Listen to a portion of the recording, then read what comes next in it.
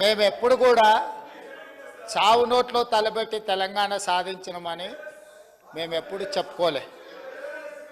24 గంటలు తిరగకంటే ముందే నిమ్మకాయ రసం దాగి మేము నిమ్స్ హాస్పిటల్లో ఎక్కించుకొని మేము ఎప్పుడు దీక్షలు చేసి చావు నోట్లో తలబెట్టినమని అబద్ధాలు చెప్పలే.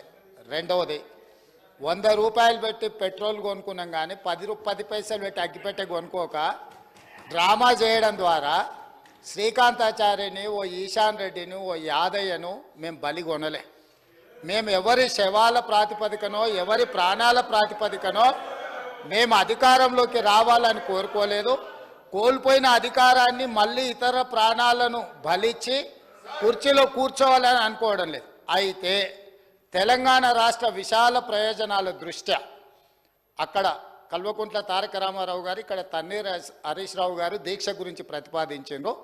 తప్పకుండా జంతర్ మంతర్లో చంద్రశేఖరరావు గారిని రమ్మనుండ్రి.